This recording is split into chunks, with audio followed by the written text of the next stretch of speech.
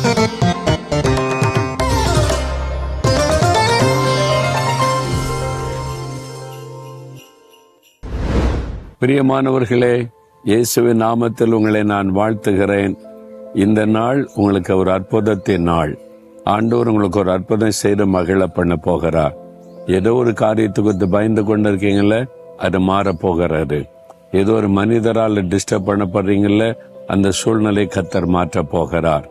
அப்போ இது எப்படி மாறுங்க அப்படின்னு நினைக்கிறீங்களா? என்று யார்கிட்ட சொல்றது, யார் உதவி செய்வான்னு நினைச்சுக்கிட்டே இருக்கேன்னு கலங்கி கொண்டு இருக்கிறீங்களா?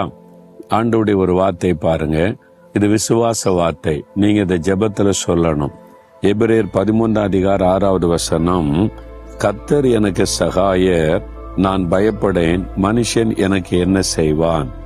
இப்படி என்னைக்காவது சொல்லி இருக்கிறீங்களா?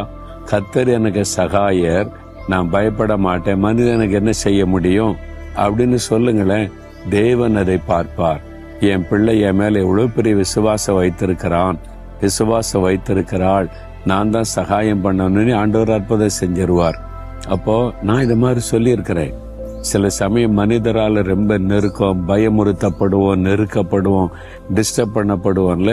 நான் பார்த்திருக்கிறேன். நான் மாதிரி நெருக்க வரும்போது நான் இந்த வசனத்தை சொல்லி ஆண்டவரை துதிப்பேன். ஆண்டவரே, நீங்க என்னுடைய சகாயர், எனக்கு உதவி செய்கிறவர், சகாயம் பண்ணுகிறவர். இந்த சூழ்நிலையிலும் நீங்க எனக்கு உதவி செய்கிற தேவனாய் இருக்கிறீர். நான் பயப்பட மாட்டேன். மனுஷன் எனக்கு என்ன செஞ்சிட முடியும்? அவங்க என்ன செஞ்சிட முடியும்? அதனால நான் பயப்பட மாட்டேன். சும்மா பயமுறுத்த முடியும், அவ்வளவுதான். அதுக்கு மேல என்ன செய்ய முடியும்? பொய்யான குற்றச்சாட்டை சொல்ல முடியும், அவ்வளவுதானே. நம்மளை பரிகாசம் பண்ண முடியும், அவ்வளவுதானே. எனக்கு அதுக்கு மேல அவங்க என்ன செஞ்சிட முடியும்? நான் பயப்பட மாட்டேன் ஆண்டவரே. அப்படி சொல்லி விசுவாசத்தை அறிக்கையிட்டு துதிக்கும் போது சாத்தான் வெட்கப்பட்டு போவான். என்ன, சில பொல்லாத மனிதர்களை வைத்து உங்களை பயப்படுத்தி உங்களை சோர்ந்து போக பண்ணதான் முயற்சி பண்ணுகிறான். நீங்க என்ன சொல்லணும்? பிசாசே, நான் பயப்பட மாட்டேன், கர்த்தர் எனக்கு சகாயர், அதனால நான் மனுஷருடைய காரியத்துக்கு பயப்பட மாட்டேன், அவர் எனக்கு உதவி செய்வார். அப்படி சொல்லும் பொழுது உடனே உங்களுக்குள்ள ஒரு மாற்றம் வரும்.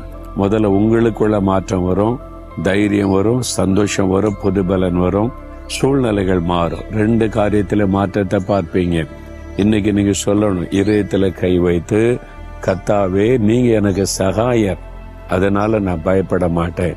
இந்த சூழ்நிலை கண்டு, இந்த மனிதர்களுடைய பயமுறுத்தலை கண்டு நான் பயப்பட மாட்டேன். நீங்க எனக்கு சகாயம் பண்ணுகிற தேவன். மனுஷன் எனக்கு என்ன செஞ்சிட முடியும்? நீங்க என் கூட இருக்கும்போது மனுஷன் என்ன பண்ணிட முடியும்? என் தலையின் மயிரை கூட நீங்க எண்ணி வச்சு